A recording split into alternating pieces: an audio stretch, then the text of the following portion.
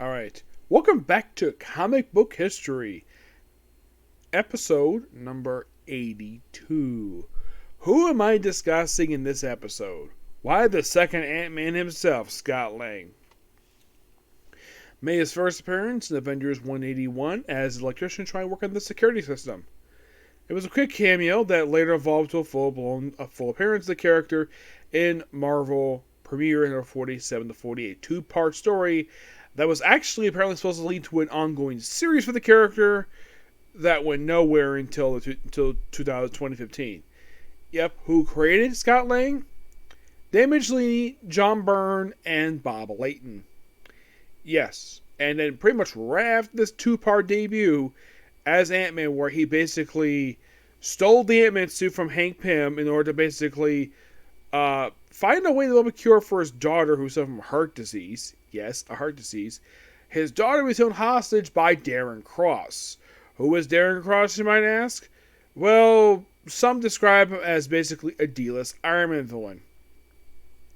Despite the fact this character has never appeared in pages of Iron Man, the whole time he existed, he's only existed justifying comics appears and stuff related to, well, Ant-Man. His only non-Ant-Man appearance popped up issue with Thor, of all things. Yep.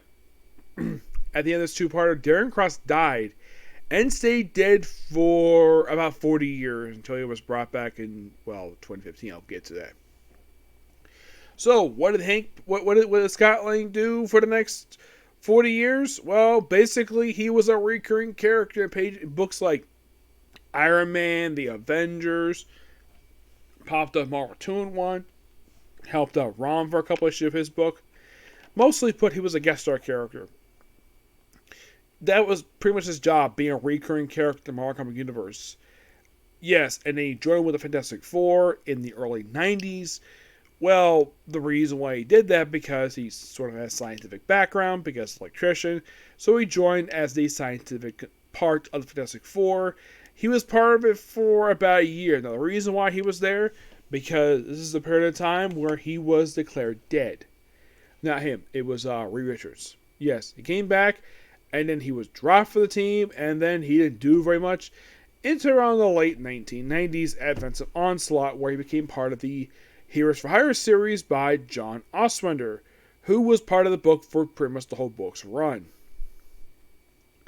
And once the book concluded, he became a minor recurring character. He later popped up in pages of Alias, yes, a Bendis book, and then pretty much, before that, he popped up in the pages of Avengers, where he was occasionally appearing, and then with issue 62, the book, he became basically a full-time member.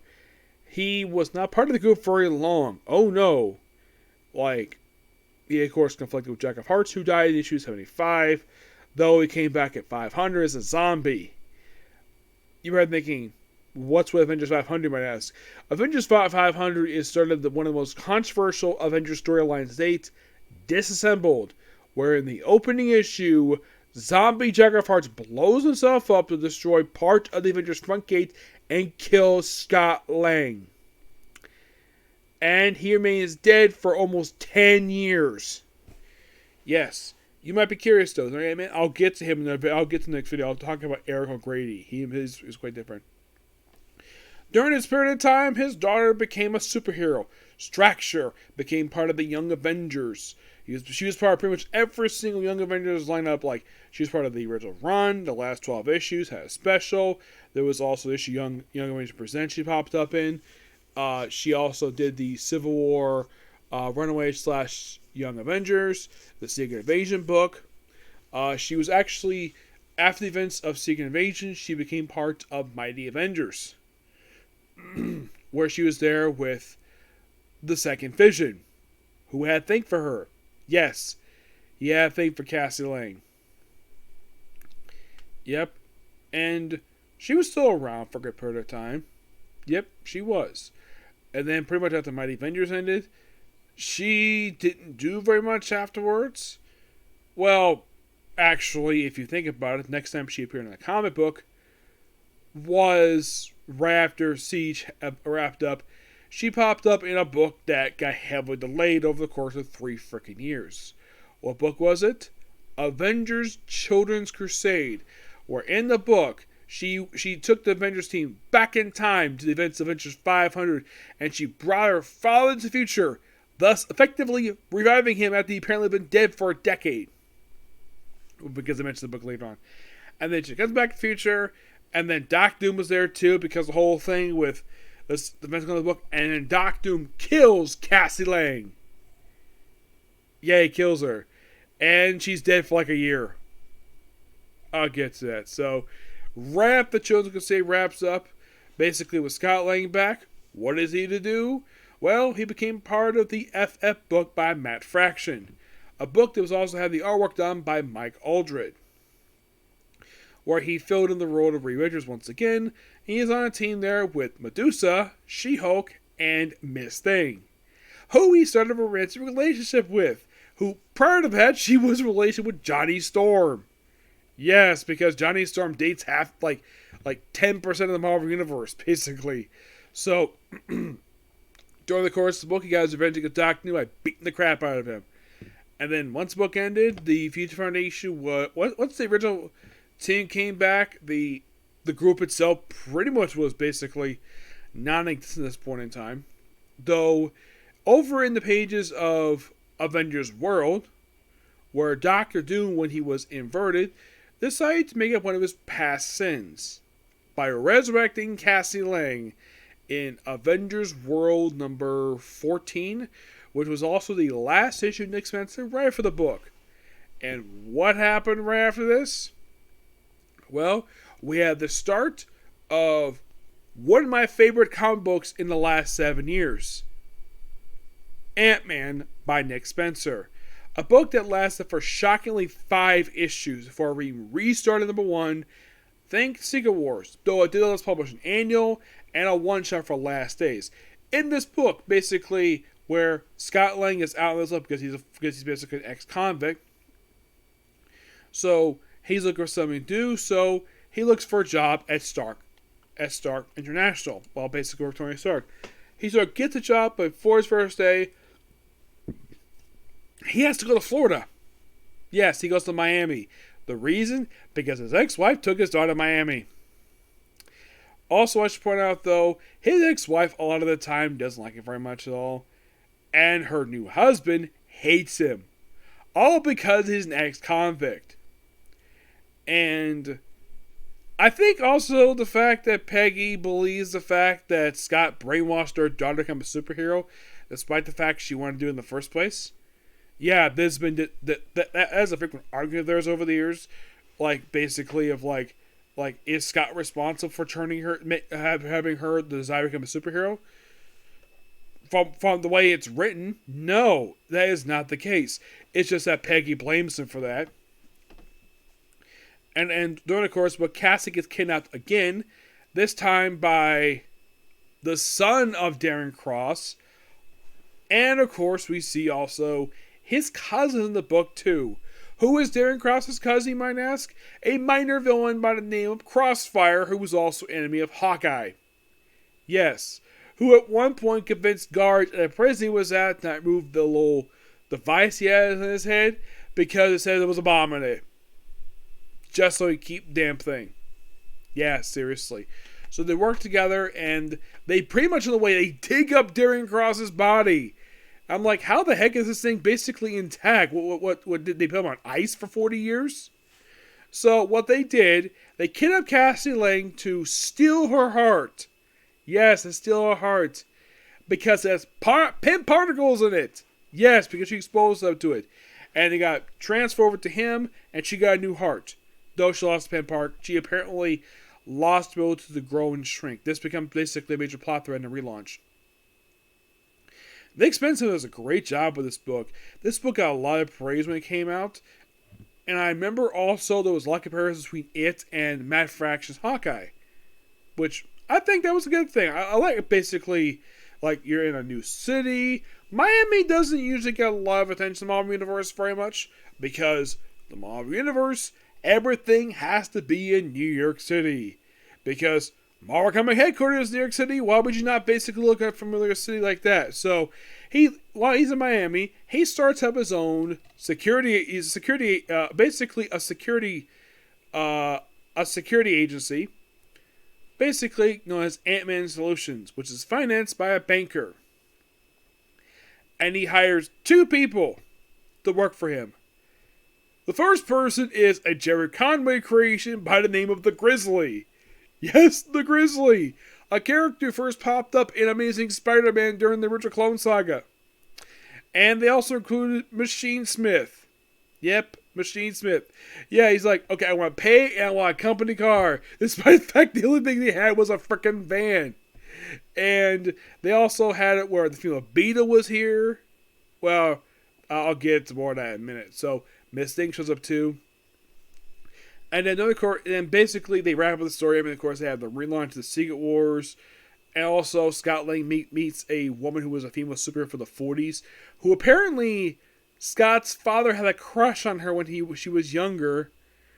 And it's mentioned by Scott that his father since passed away.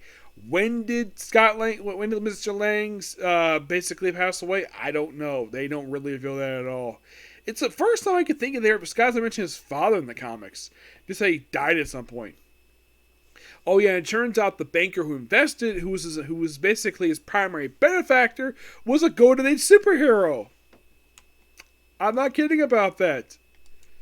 It's a Marvel Universe. Of course, they have tons of retired Golden Age superheroes who basically operate in modern day. Well, not really per se. She's retired. Yeah, and then thanks to the events of Last Day, it's when they reveal it, which is kind of funny to say the least. Yes. Yeah, who is this character, you might ask? Well, it seems like Marvel in the last 20 years loves basically creating characters who are supposedly in the Golden Age, despite the fact they never appeared officially in the comic book at the time. Yes.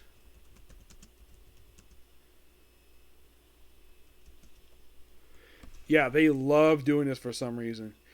Yeah, I don't really know why.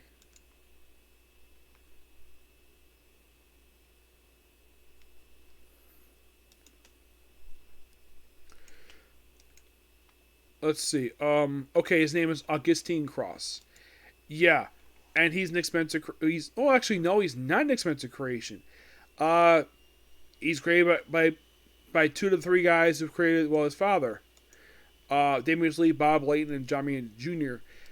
It makes sense. He basically appeared for 1 issue in Iron Man 145 back in 1981.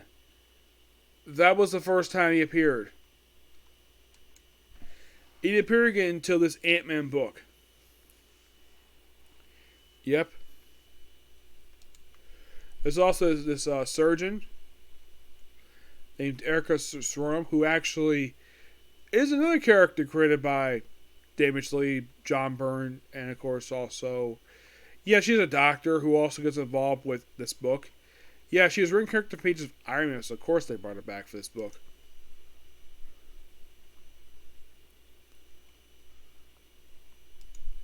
Yeah, and by the way, the woman Mary Monkstorn used to be a character from, get this, she used to be known as Miss Patriot. Yes. Yeah, in a bit of a retcon, this woman, Mary Morgan, basically was a character from 1940s who went by Miss Patriot. Yeah, basically her outfit itself is mostly a take on... She's one of those minor superheroes that apparently that she was still around.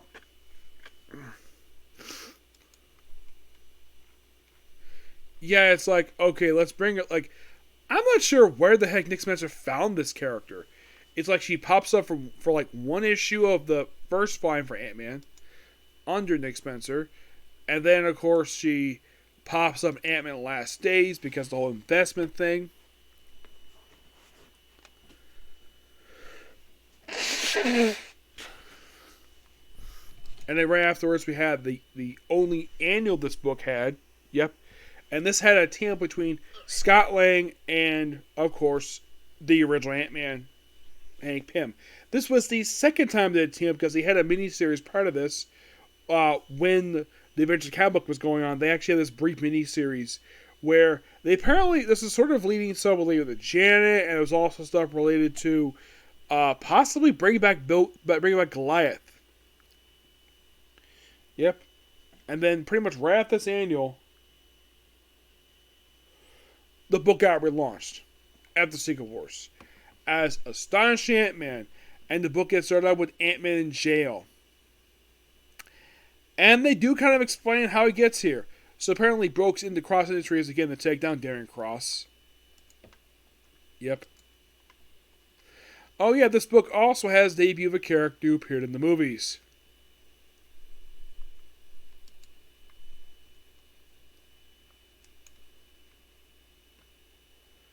Who is it? Lewis. Yes. He appears in this very book. My only guess is the reason why they brought this character in is because the movie. Yep, the movie. And then, of course, let's add next man's book more obscure characters. Next one being the Power Broker, who was Dan Slott character, who made his first appearance in Avengers and number 1. Yeah, and the whole thing with this book is basically this thing called the Hench app. Basically, any minor supervillain can be hired to basically attack a superhero. It's like basically doing a phone version of Acts of Vengeance. And he was a primary character in this book for almost the entire run. Yep, but they also had Warwick pop in the book because why not? Because he's an Ant-Man villain. And he's not the only one. Oh no, we also have a character named The Magician. Yes, The Magician. Who was the son of a, believe it or not, a character who fought who fought Tony Stark back in the frickin' 60s. Yes. Yeah. A character who appeared a handful of times. Who appeared frickin' twice. Yeah. Here's other villains pop of this book. Besides, of course, Magician. For this Hench app stuff.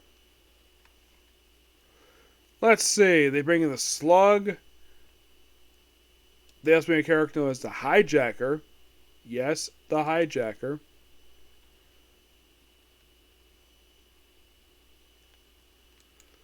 Yep. Oh yeah, also Sam Wilson guest stars in this issue for some reason. Issue number 3. We also have a character named the Ticklish Dragon, the Voice. Yes, we have a character named the Voice, who's another Iron Man villain. It's like, what the heck is up with the expense to bring up these old obscure villains? Oh look, another Iron Man villain, Unicorn. Yep.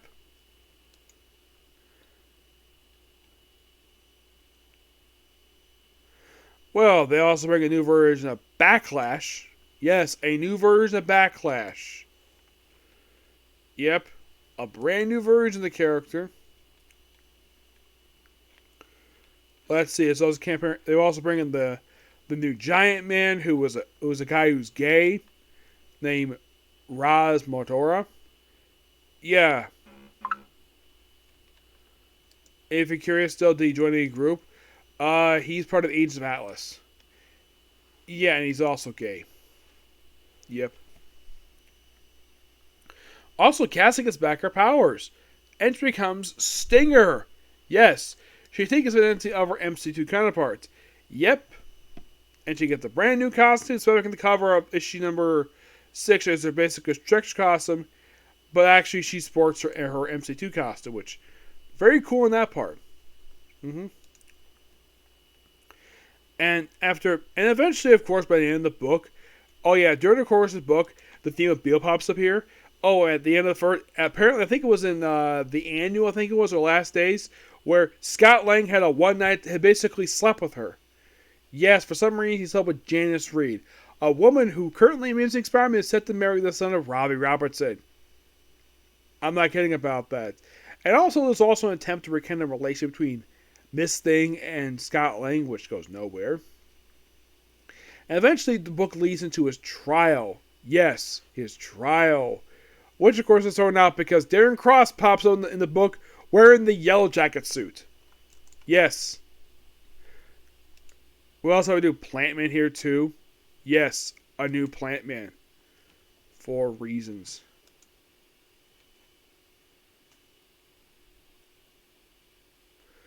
It's like we have to have various villains pop in this book.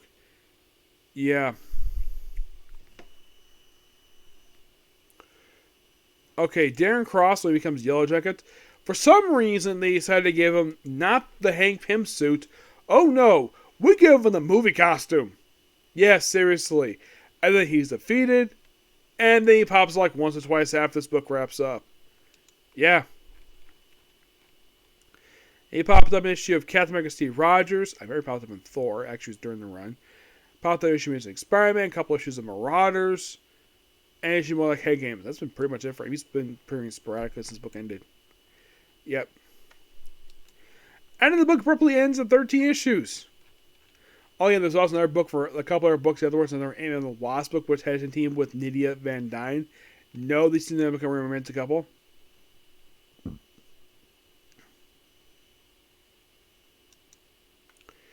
Yep. Anybody thinking, okay, when the book ended, what the heck did Scott Lang do once the book wrapped up? Well, once the book popped up, he popped up in various books like Unbeatable Squirrel Girl. He played a minor role in Secret Empire, popped up in Peter Parker Took a Spider-Man. Basically, sporadically, he even joined the Guardians, which later led to him basically like to Earth Ant-Man and the Wasp. I was also Living Legends one shot.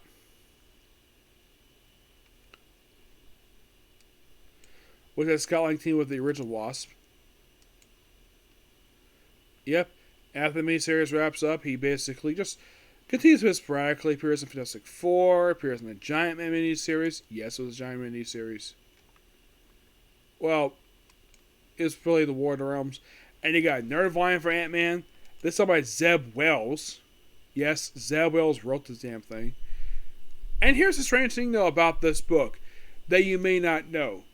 Did you know if you go to Barnes and you find this book in trade, but you won't find the Expenses Run in trade there? Nope.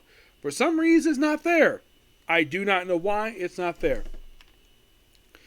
And once that book ended, of course, you had another Ant-Man book. Yes, there's another one.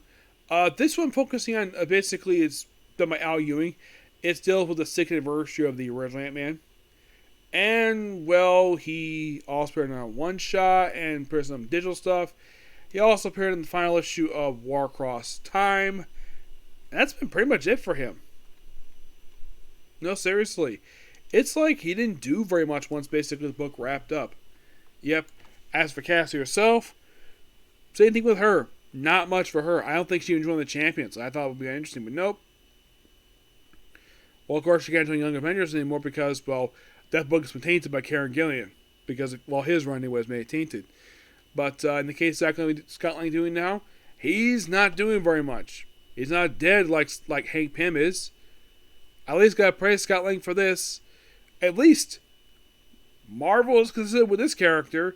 Yet this character is very consistently written. Nothing was undone by another writer, like the case of Hank Pym. He was more stabilized, and he only had one identity. Oh, you might be asking. Because in Captain America Civil War, he went giant size. Does it in the comic? Nope.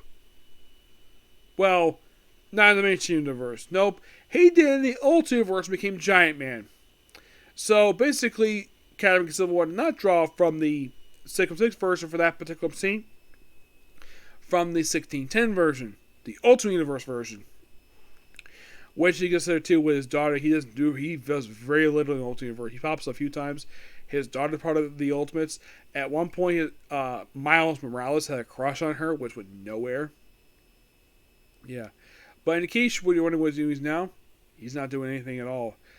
I think that might be good for him to join a team. Which team? Maybe Defenders. But who knows? Okay, so that's the episode of you. Next episode's going to be Eden Zero. Okay, next video. Bye.